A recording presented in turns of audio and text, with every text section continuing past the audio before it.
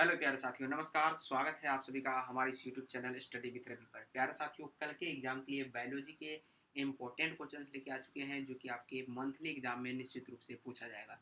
जैसा कि आपको पता है कि मेन एग्जाम में बैठने के लिए मंथली एग्जाम आपके लिए काफ़ी ज़्यादा इंपॉर्टेंट है, तो इम्पोर्टेंट क्वेश्चंस भी आप इसमें देख सकते हैं जो कि आपके फाइनल एग्जाम में भी पूछा जाएगा।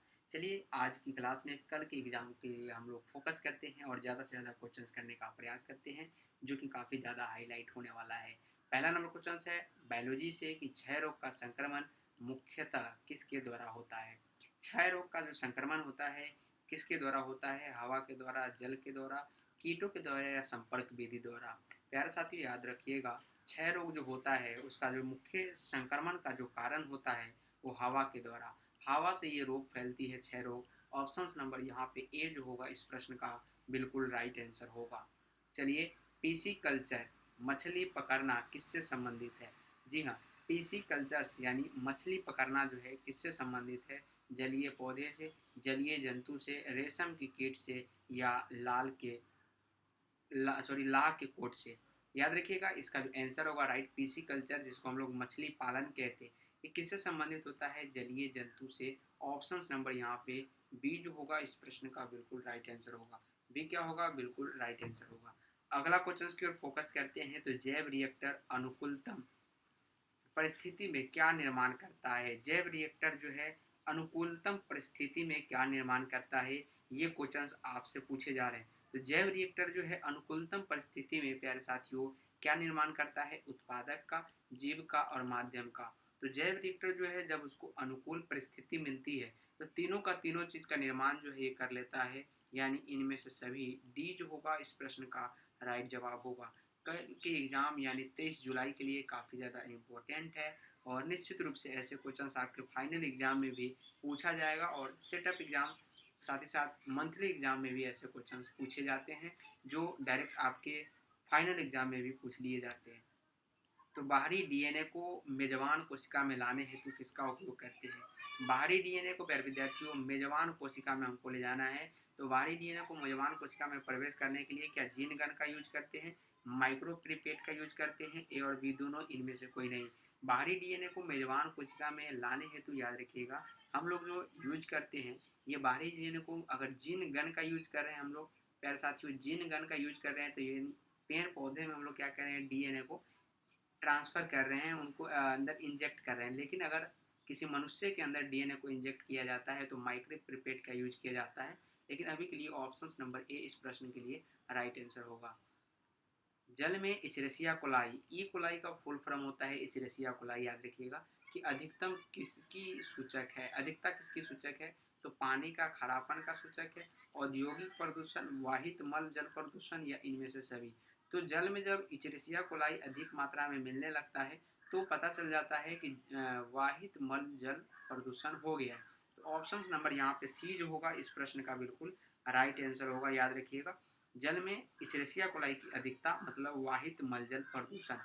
नेक्स्ट क्वेश्चन, नील हरित शैवाल किस खेती के लिए उपयोगी जैव उर्वरक है? ग्रीन शैवाल जो होते हैं जिसे नील हरित शैवाल जो है किस खेती के लिए उपयोगी है? मक्का के लिए, गेहूं के लिए, ईख के लिए या चावल के लिए? तो नील हरित शैवाल जो होता है वो सबसे ज़्यादा महत्वपूर्ण योगदान निभाता है चावल की खेती में, जो कि ऑप्शन नंबर आपके डी में नज़र आ रहे हैं।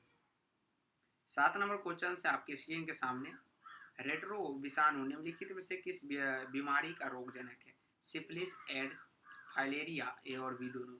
रेट्रो विषाणु जो होता है निम्नलिखित में से किस विषाणु का रोगजनक है, ये क्वेश्चन पूछा गया। रेट्रो विषाणु मतलब क्या होता है? पुराने जमाने का विषाणु।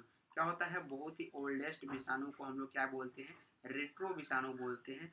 तो रेट्रो विषाणु जो है कौन से बीमारी के लिए रोगजनक होता है? तो ये एड्स के लिए। एक्वायर्ड इम्यूनो डिफरेंसी सिंड्रोम जो होता है इसके लिए प्यारे विद्यार्थियों, एड्स के लिए रेट्रो वायरस जो है काफ़ी रोगजनक हो सकता है और ये ऐसा यहाँ पे रोगजनक है जिसका पता अभी तक नहीं लग पाया है प्यारे साथियों, और इसका इलाज अभी तक पूरी तरह से संभव नहीं है। एड्स से एक बार हो जाने के बाद इसका कभी भी इलाज नहीं होता। सबसे पहली बात यह है कि एड्स जब होती है तो ये कम समय में पता नहीं चलता, सालों साल लग जाते हैं इसकी पूरी तरह से लक्षण आने में। चलिए 8 नंबर क्वेश्चन की ओर फोकस करते हैं। निम्नलिखित में से कौन कैंसर कोशिका है? कैंसर कोशिका के रूप में हम लोग किसको जानते हैं? प्लाज्मा कोशिका, हेला कोशिका या मेमोरी कोशिका या टी कोशिका, जरा बताइएगा। स्मृति कोशिका भी, मेमोरी कोशिका को स्मृति कोशिका कहते हैं, क्योंकि मेमोरी को हम लोग हिंदी में क्या बोलते हैं? स्मृति बोलते हैं, याद रखिएगा। हिंदी में इसको स्मृति बोला जाता है, तो मेमोरी की जगह पर स्मृति भी आपसे डाला जाएगा। तो कौन कैंसर कोशिका है इसमें से, बताइएगा। तो बिल्कुल हेला कोशिका यहाँ पे क्या है? एक प्रकार की कैंसर कोशिका है। Option number B right answer होगा। बी लिम्फोसाइट का निर्माण जो है कहाँ होता है? बी लिम्फोसाइट का निर्माण क्या कहाँ पे होता है? अस्थिमज्जा, थाइमस में या रक्त में, लिम्फ या लसिका में। तो टी लिम्फोसाइट्स का निर्माण जो होता है वो थाइमस में होता है और बी लिम्फोसाइट्स का अस्थिमज्जा में। तो इसका राइट आंसर क्या होगा? बिल्कुल ऑप्शन नंबर ए, अस्थिमज्जा में बी लिम्फोसाइट। याद रखिएगा। साथ ही साथ टी लिम्फोसाइट का निर्माण कहाँ पे होता है? तो थाइमस में होता है। याद रखने का प्रयास कीजिएगा। थाइमस में क्या होता है? यहाँ पे टी लिम्फोसाइट्स का निर्माण होता है। ये भी क्वेश्चन आपसे पूछा जा सकता है। आरएनएआई का प्रयोग रोगाणुओं को नियंत्रित करने हेतु किस पौधे में किया जाता है? आरएनएआई का प्रयोग जो है रोगाणुओं को नियंत्रित करने हेतु सबसे पहले जो इंजेक्ट किए गए थे ये तंबाकू के पौधे में किया गया था। तंबाकू मोज़ेक वायरस संक्रमित हो गया था, तंबाकू के पौधे को संक्रमित किया था तंबाकू मोज़ेक वायरस, जिसको हम लोग इंग्लिश में क्या बोलते हैं? टीएमवी बोलते हैं शॉर्टकट में। तो ये जो है तंबाकू के पौधे में सबसे पहले इंजेक्ट किया गया वायरस है। नेक्स्ट क्वेश्चन है कि पादपों में एम्फीबियन उभय स्थानीय किससे संबंधित है? शैवाल से, ब्रायोफाइटा, कवक या टेरिडोफाइटा से। तो पादप में जो एम्फीबियन होते हैं जिसको उभयचर बोलते हैं या उभयस्थानी बोलते हैं, तो ये किससे संबंधित हो सकता है? बिल्कुल क्या शैवाल से, ब्रायोफाइटा से, कवक से या टेरिडोफाइटा से। तो ये जो है ब्रायोफाइटा से संबंधित है। किससे संबंधित है? ब्रायोफाइटा से। ऑप्शन नंबर बी इस प्रश्न का राइट आंसर होगा। युग्मक सामान्यतः किस प्रकार के होते हैं? युग्मक जो होते हैं हमेशा क्या होते हैं? एक गुणक होते हैं। और युग्मनज कैसे होते हैं? तो द्विगुणक होते हैं। लेकिन यहाँ पर युग्मक पूछा गया है, काफी इंपॉर्टेंट क्वेश्चन है और कंफ्यूज भरा क्वेश्चन होता है। युग्मक और युग्मनज याद रखिएगा, दोनों अलग अलग चीजें हैं। युग्मक हेप्लॉइड होता है और युग्मनज डिप्लॉइड होता है, यानी द्विगुणित होता है। तो ऑप्शन नंबर ए इस प्रश्न का राइट आंसर होगा। नेक्स्ट क्वेश्चन है कि F2 संतति की बाह्य लक्षणीय अनुपात अपूर्ण प्रभाविता की स्थिति में क्या होता है? तो F2 संतति की बाह्य लक्षणीय अनुपात जो है अपूर्ण प्रभाविता की स्थिति में वो क्या होता है? तो अपूर्ण प्रभाविता की स्थिति में 1:2:1 के रूप में होता है। किस अनुपात में होता है? 1 अनुपात, साथ ही साथ 2 अनुपात 1 अनुपात के रूप में जो है अपूर्ण प्रभाविता की स्थिति F2 संतति के लिए है। याद रखिएगा।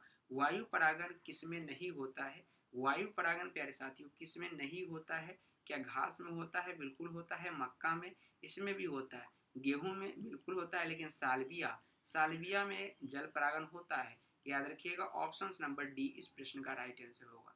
पौधे जो जलीय वातावरण में नहीं पाए जाते हैं उनको क्या बोलते हैं? हाइड्रिला, ट्रापा, निलंबो, बबूल। पौधे जो जलीय वातावरण में नहीं पाए जाते हैं वो कौन सा पौधा है? तो वो बबूल का पौधा है जो जलीय वातावरण में नहीं पाए जाते। हाइड्रा जल के अंदर, ट्रापा और निलंबो तीनों का तीनों जल के अंदर रहने वाले यहाँ पे पौधे हैं, बट बबूल के पौधे जो होते हैं जलीय वातावरण में नहीं रह सकता। तो ऑप्शन नंबर डी इस प्रश्न का 100% राइट आंसर होगा। तो कौन सा पिरामिड कभी उल्टा नहीं होता है? कौन सा ऐसा पिरामिड है जो कभी भी उल्टा नहीं हो सकता? तो जीवभार का पिरामिड बिल्कुल उल्टा हो सकता है। साथ ही साथ संख्या का पिरामिड भी उल्टा हो सकता है। आकार का पिरामिड भी उल्टा हो सकता है। बट ऊर्जा जो होता है हमेशा एक दिशीय होता है। याद रखिएगा। ऊर्जा का पिरामिड कभी भी क्या होता है? उल्टा नहीं होता है। कहने का मतलब है ऊर्जा जो है जब नष्ट हो जाता है उसको फिर से रिकवर नहीं किया जा सकता। ऊर्जा को सिर्फ और सिर्फ एक वस्तु से दूसरे वस्तु में स्थानांतर किए जा सकते हैं, यानी खत्म होने के बाद उसको हम लोग रीऑब्जर्व नहीं कर सकते। तो ये ऊर्जा का पिरामिड जो होता है कभी भी उल्टा नहीं होता है। निम्नलिखित में से बाह्य स्थानीय संरक्षण का उदाहरण क्या है? बाह्य स्थानीय संरक्षण है। ध्यान देने वाली बात है यहाँ पे। ऐसे क्वेश्चन जो है कई बार आपके बिहार बोर्ड के फाइनल एग्जाम में भी पूछे गए और ये मंथली टेस्ट में भी आपसे पूछा जाएगा। बाह्य स्थानीय संरक्षण का उदाहरण आपसे पूछा गया है। क्या पवित्र उपवन है, राष्ट्रीय उद्यान, बीज बैंक या इनमें से सभी? तो पवित्र उपवन जो है ये बाह्य स्थानीय संरक्षण के अंतर्गत नहीं आता। साथ ही साथ राष्ट्रीय उद्यान भी नहीं आता और बीज बैंक जो होता है ये बाह्य स्थानीय संरक्षण है, इसको हम लोग बाह्य स्थान संरक्षण करते हैं, संरक्षित रूप से बाहर खुले वातावरण में रखते हैं किसको, बीज बैंक को, और अनेकों प्रकार के बीज वहाँ पे संग्रहित किए जाते हैं। तो 17 नंबर सवाल का जवाब ऑप्शन नंबर सी जो होगा राइट आंसर होगा। निम्नलिखित में से कौन द्विगुणित संरचना है? डाइपोलाइड संरचना आपसे पूछे गए, क्या शुक्राणु है अंडाणु? तो शुक्राणु जो होते हैं वो वन अप्लाइड होते हैं, याद रखिएगा, यानी एक गुणित होते हैं, अंडाणु भी एक गुणित है। युग्मन जैसा कि आपको हमने बताया था द्विगुणित है। ऑप्शन नंबर यहाँ पे सी राइट होगा। ऑप्शन नंबर क्या होगा? और भ्रूणपोष जो होते हैं ये भी याद रखिएगा, ये 3n होते हैं। भ्रूणपोष क्या होते हैं? 3n होते हैं, याद रखिएगा। ये भ्रूण को पोषण देने का कार्य करता है। क्या करता है? पोषण देने का कार्य किसको करता है? भ्रूण को क्या करता है? पोषण देने का कार्य करता है। नेक्स्ट क्वेश्चन है, ट्रांसजेनिक सुनहरे धान में किस विटामिन की प्रचुर मात्रा पाई जाती है? ट्रांसजेनिक सुनहरे धान कैसे होते हैं? जिसमें ट्रांसजेनिक रूप से वैरायटी को चेंज किया जाता है, जैसे कि हाइब्रिड की तरह तरह के ट्रांसजेनिक सुनहरे धान जो है मार्केट में उपलब्ध है। तो प्रचुर मात्रा में पाई जाती है glutenin, vitamin A, vitamin E, vitamin C. बताने का प्रयास कीजिए कि ट्रांसजेनिक सुनहरे धान किस विटामिन की प्रचुर मात्रा में पाई जाती है, जरा बताने का प्रयास कीजिएगा। बिल्कुल विटामिन ए जो होता है इसमें प्रचुर मात्रा पाई जाती है सुनहरे धान में, जिसको हम लोग सुनहरे धान से जो चावल प्राप्त किए जाते हैं उसको गोल्डन राइस बोलते हैं। और विटामिन ए जो है गोल्डन राइस के अलावा गाजर में भी पाए जाते हैं, याद रखिएगा। पक्षी तथा तितली का डैना कैसा अंग है? पक्षियों तथा तितली का डैना जो होता है क्या एटाविस्टिक अंग है, अवशेषी अंग है? क्या दो ही से आंसर आ जाएगा? बिल्कुल भी नहीं। समजात अंग है या असमजात अंग है? तो बिल्कुल असमजात है, आपस में एक दूसरे को बिल्कुल भी सेम नहीं है। तो पक्षी और तितली का जो डैना है काफी एक दूसरे से काफी अंतर है इसमें, याद रखिएगा। तो ये असमजात अंग है। यूरेसिल किससे संबंधित है? बताने का प्रयास कीजिए। यूरेसिल जो है ये किससे संबंधित है? आरएनए से है, डीएनए से है, ए और बी दोनों से है, इनमें से कोई नहीं। तो यूरेसिल किससे संबंधित है बताइएगा। यूरेसिल ग्वानिन, साइटोसिन, साथ ही साथ एडेनिन, थाइमीन, ये तो सभी लोगों को पता होगा, उम्मीद है। तो यूरेसिल इसमें से जो है यूरेसिल किससे संबंधित है? क्या आरएनए में पाए जाते हैं, डीएनए में पाए जाते हैं, दोनों में पाए जाते हैं, या इनमें से कोई नहीं? तो यूरेसिल प्यारे विद्यार्थियों सिर्फ और सिर्फ आरएनए से संबंधित है, याद रखिएगा। क्या आरएनए से संबंधित है क्या यूरेसिल?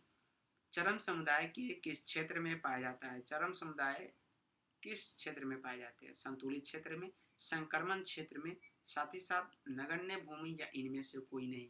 तो चरम समुदाय किस क्षेत्र में पाए जाते हैं? ये हमेशा संतुलित क्षेत्र में पाए जाते हैं चरम समुदाय। ऑप्शन नंबर ए इस प्रश्न का राइट आंसर होगा। डीएनए सांचे पर आरएनए के निर्माण को क्या कहते हैं?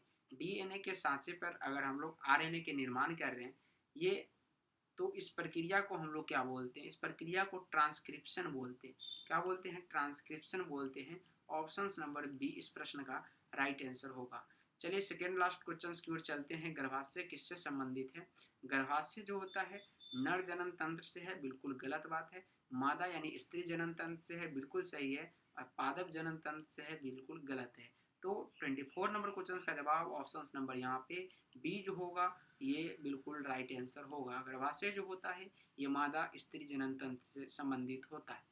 और आज का लास्ट क्वेश्चन है कि मृदा में नाइट्रोजन स्थिरीकरण हेतु हम किसका प्रयोग करते हैं? ये जो है इसमें हम लोग नील हरित बैक्टीरिया का प्रयोग करते हैं। तो आज का क्लास आप लोगों को कैसा लगा? अपना अपना फीडबैक कमेंट बॉक्स में जरूर दीजिएगा। साथ ही साथ इस वीडियो को लाइक करके चैनल को सब्सक्राइब करके फटाफट से शेयर कर दीजिए। तब तक के लिए जय हिंद, जय Bharat, bye bye and take care.